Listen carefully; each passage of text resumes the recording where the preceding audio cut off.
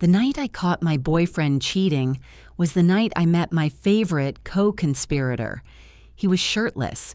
She was breathless. I was standing in the doorway holding takeout and the last ounce of my dignity. Next to me, Drew stood frozen, holding the keys to the apartment he helped pay for while watching his girlfriend moan under my boyfriend. A double betrayal, 4 naked lies, and 2 people now very, very motivated. We didn't cry, we didn't scream. We just looked at each other and nodded. "You thinking what I'm thinking?" I asked. "That we go full war, that we go viral," I corrected. And just like that, heartbreak became a strategy, because if they thought sleeping together was bold, they had no idea what we could do when we were done being loyal. The next day, we met at a diner at 9 a.m.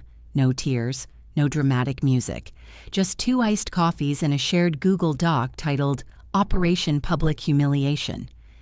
Drew leaned across the table, eyes still bloodshot but locked in. I already have Jasmine's phone backed up to my cloud. She gave me access months ago. Idiot. I nodded, unfazed. I have footage from Logan's apartment. I bought him that security cam for safety. Irony's adorable, huh? He almost smiled. Do we want revenge or annihilation? I sipped my coffee. Why not both? The plan was simple. Step 1. Invite them to a corporate mixer where both had reputations to maintain. Step 2. Surprise them with a video montage of their greatest hits. Step 3. Live stream the whole thing. We didn't need violence, we had Wi-Fi, we had receipts, and we had absolutely nothing left to lose. That week, we played it cool. I sent Logan flirty texts. He thought I was forgiving. Drew acted like he was planning a proposal. Jasmine giggled like a toddler on sugar. They had no idea they were walking into their own digital execution. On the night of the mixer, I wore black. Not for mourning, for clarity. Drew met me outside the venue, his phone already paired to the Bluetooth screen. "You ready?" he asked.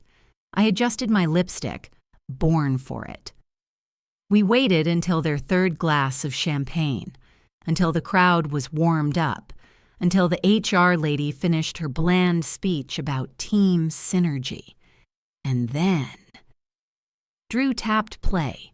The screen behind the podium flickered, then lit up with a very clear, very high-definition video Jasmine in my boyfriend's hoodie.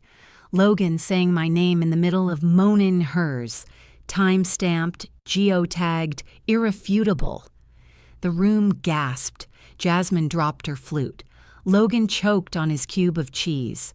And we clinked glasses, because nothing says closure like applause at your ex's professional funeral.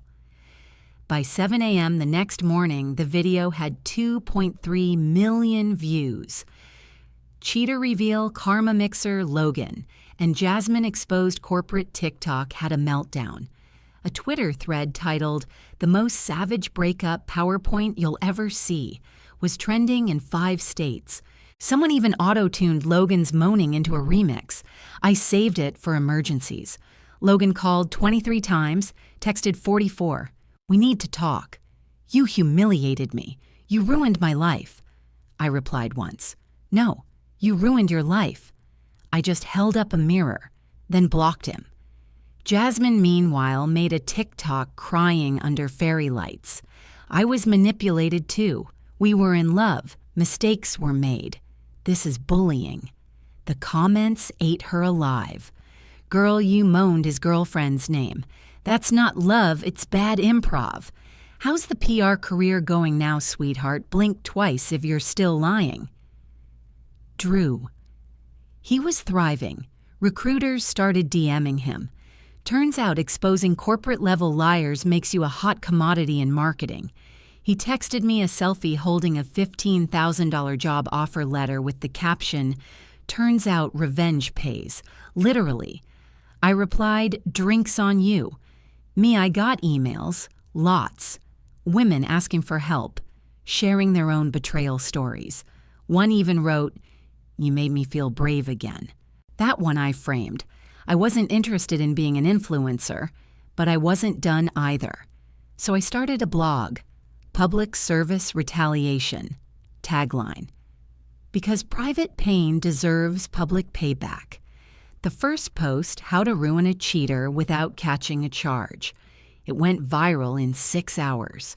Logan lost his job. Jasmine lost her clients. And I didn't lose a damn thing, except the weight of pretending to be someone who forgives easily. The blog exploded. Within a week, we had 50,000 subscribers. By week 2, we had sponsors. A lawyer reached out offering to fact-check submissions for free. A therapist volunteered to write a column called Gaslight Girl Boss Get Out. Drew and I renamed the site Red Flag Registry, subtitle We Name Names. You dodge bullets. We added a submission form. Have receipts submit anonymously. We'll verify, we'll post, we'll protect. Within hours, we had over 300 entries. Some were heartbreaking, some were hilarious. Some were Logan-level iconic. He tried to threaten us, of course. "You're slandering me, I'll sue." We posted his message, and a lawyer's note below it. Pro tip: defamation only applies if the statements are false. Good luck. Jasmine tried to pivot. She rebranded as a healing coach, offered courses called Transform Your Shame into Strength. It was cute. Until someone leaked her invoices. Turns out her healing retreats were just overpriced Airbnb parties with incense and juice boxes. Another fall, another headline. But not everyone was clapping. An HR exec emailed me, "You're setting a dangerous precedent. This kind of exposure culture is toxic." I replied, "You know what's more toxic? Protecting abusers because they smile in meetings." Then came the email that changed everything. Subject: podcast pitch. The exposure effect. A media company wanted to turn our story into a show.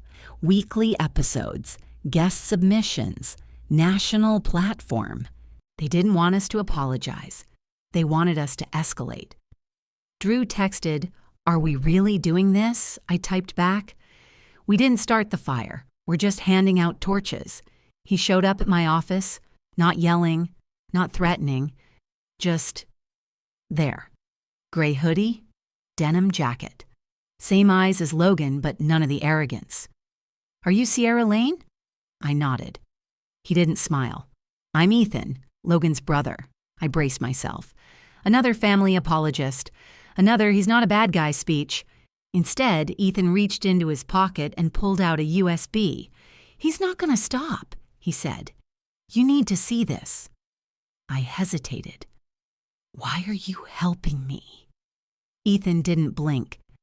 "Because I'm tired of watching him destroy people and rewrite the story. And you're the first person who fought back loud enough." Then he left. No card, no demand. Just truth and footsteps. I plugged it in. Clicked open the folder, photos, emails, audio clips. Logan didn't just cheat. He didn't just lie. He targeted. Multiple women. Same patterns, same gifts, same lines, different damage. A private Google Doc rotation schedule. He labeled them by emoji. Gassy, party girl, low drama. Emotional, keep on leash. Gassing, hot but dumb. Easy exit and under Sierra. Sharp, dangerous, don't slip, could burn it all. I sat back in my chair, stunned. Not because I didn't believe it, but because I always knew, and still stayed longer than I should have. Drew walked in minutes later. Saw the screen, didn't ask, just sat beside me. "You okay?" "No," I said, "but I'm ready." We updated the site that night. New section: repeat offenders. Logan was first. Drew wrote the headline, "Rotations aren't just for tires. Sometimes they flatten women." And I wrote a final paragraph just for me. Some monsters don't hide. They smile, hold your hand, and call you babe while scheduling your replacement. But now, we call them by name. A journalist called me. "I'd love to feature your story," she said, but with a twist, I waited. What if you gave Logan a chance to apologize publicly? Could be powerful. Closure, growth, real maturity. There it was, the oldest trick in the narrative book. Turn the villain into a rebrand. Turn the woman he broke into the symbol of his redemption. I didn't answer right away. Instead, I went for a walk, past a bookstore window with my blog slogan printed on a t-shirt, "Public Pain, Public Payback," past a bench where a girl was showing her friend our website. She posted the receipts, like screenshots, time-stamped, savage. I turned the corner and thought, why is it always the woman who's expected to take the high road? When she was thrown off the cliff, I called the journalist back. "You want me to be his closure. It would say a lot about your strength." "No," I said. "It would say I'm still playing in his story." She paused. "I thought you were the reasonable one." I smiled. Reasonable women don't build movements. They get cheated on quietly. Then I hung up. That night I made a video. Black background. No music, just my face. People keep asking if I'll let him apologize, if I'll forgive, if I'll be the bigger person. So here's my answer. I'm not interested in being big or small. I'm interested in being done. And Logan, you don't need my forgiveness to feel regret. You just need to sit with your reflection. Good luck. It's louder than I ever was.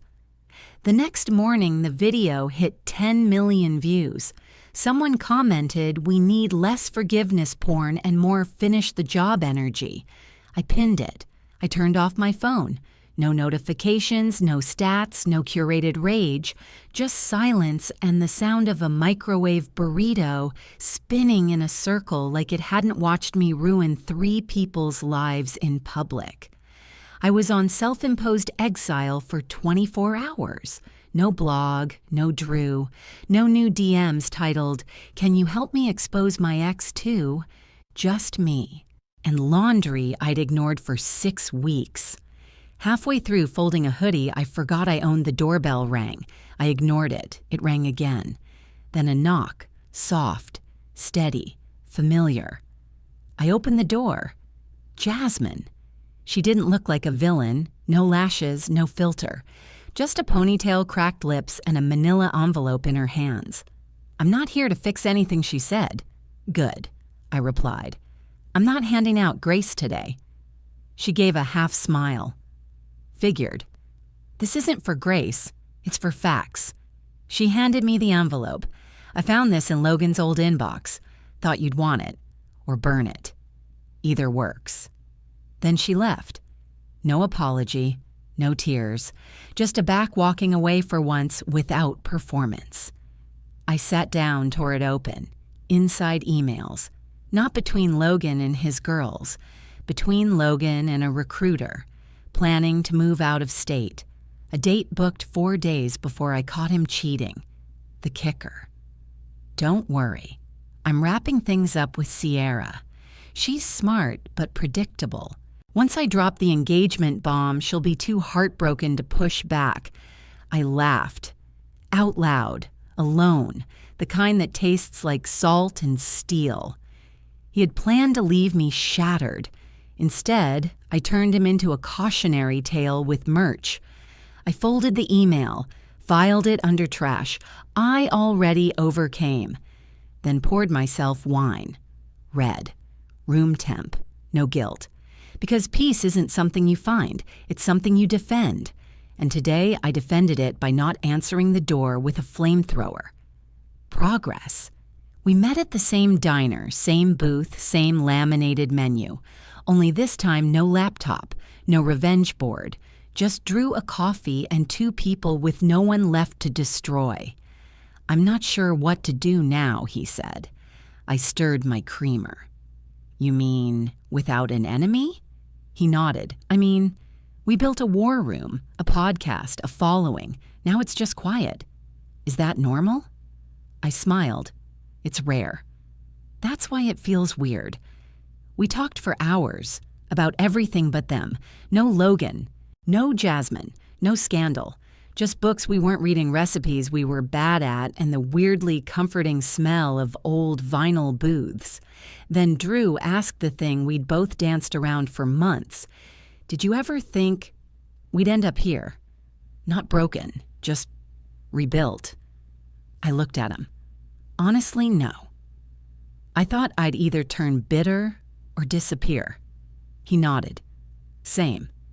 Then he reached across the table, not to hold my hand, just to tap his finger on the edge of my cup. Maybe we stop building defenses and start building anything else. That night, I updated the blog. New section, What Comes After the Fire. No call-outs, no names, just entries like How to Trust Your Gut Again. Friendship after betrayal. The rules we rewrite. Healing in public without performing it. And the most read, one of the week, it's okay to stop talking about them. Not everything needs to end in applause. Some things just end, and we keep walking. It came in an envelope, no return address, no fan mail sticker, just my name in careful, almost shy handwriting. Inside one letter, no threats, no drama, just truth. I watched it all unfold. Not from the inside, just from the same office 3 desks over. I remember when you used to hum while typing, when you brought in those horrible protein bars and made everyone try them. You laughed back then, before all this, and I'm not saying don't be angry. You earned your fire. But I miss that girl. I hope she's still in there somewhere beneath the fireproof skin. No name. No ask, no blame, just a mirror I didn't expect. I sat with the letter for a long time, long enough for the coffee to go cold, long enough to realize I hadn't hummed in months. Later that night, I stood in front of my bathroom mirror. No makeup, no rehearsed monologue, just me. And I whispered, not for content, not for drama. Hey. I know you got buried under the battle armor, but if you're still there, I'm sorry I left you waiting so long. I didn't cry, but I did hum. A stupid tune, off-key, no filter. And suddenly, the silence didn't feel like absence. It felt like space. Space for whoever I was before and whoever I was becoming. We met at the bookstore cafe, no pretense, no headlines, just 2 people sitting across from each other, unsure what to do with their hands when they're not holding swords. Drew stirred his tea for way too long. I stared at a muffin like it held answers. Finally, he spoke. So, who are we now? I blinked. You mean, like, us? He shook his head. No, I mean us. You and me. As people. Now that the war's over, it was a fair question. So much of our connection had been adrenaline, syncing plans, swapping proof, reading each other's thoughts mid-chaos. But here we were. No cheating, no exposé, just silence and a blueberry muffin. I don't know who I am without something to burn down, I admitted. Drew smirked. Same, but also... maybe that's the point. We sat for a while longer, talked about small things, favorite smells, least favorite types of emails, how he used to draw in college and forgot he liked it. It felt unfamiliar not because it was awkward, but because it was gentle. Before we left, he asked if I invited you to something normal like a gallery opening or a dog shelter fundraiser. Would that be weird? I smiled. Only if you think we need chaos to connect, he nodded. Then I hope boring becomes our thing. That night, I posted a new blog entry, titled Learning to Like the Quiet Without Distrusting It. No tags, no drama, just this. Sometimes when the fire goes out, you realize you're still warm, not from revenge, from the people who stayed after. It's been 7 months since the mixer. The videos faded from headlines. The blog still gets traffic, but I post less. People have moved on. So have I. Not by erasing what happened, but by letting it stop defining every room I enter. I didn't become a saint. Didn't move to Bali. Didn't start a wellness brand. I still swear when I drop my keys. Still overthink text messages. Still carry a little ache where betrayal used to live. But now it doesn't bleed. It doesn't scream. It just exists. And I exist next to it. Some nights I reread old posts, not to relive, just to remember who I had to be to get here. And then I shut the screen and let the version of me I've become tuck the old one in, kiss her forehead, and say, "We're okay now." Drew still comes around. He brings snacks, not stories. We talk about nothing, and that's what makes it everything. We're not a couple. Not a brand, just two people who once walked through hell and now walk each other home. I wrote one final post this morning, not for clicks, not for claps, just because it felt like time. Title: I was never just the girl who got cheated on. I was the one who stayed when it would have been easier to disappear. I was the one who told the truth even when it cost me comfort. I was the one who didn't forgive but didn't turn bitter either. I was the one who rebuilt without asking for permission. And now I'm not angry, I'm not waiting, I'm not afraid, I'm just here. Still her. Just not hurting.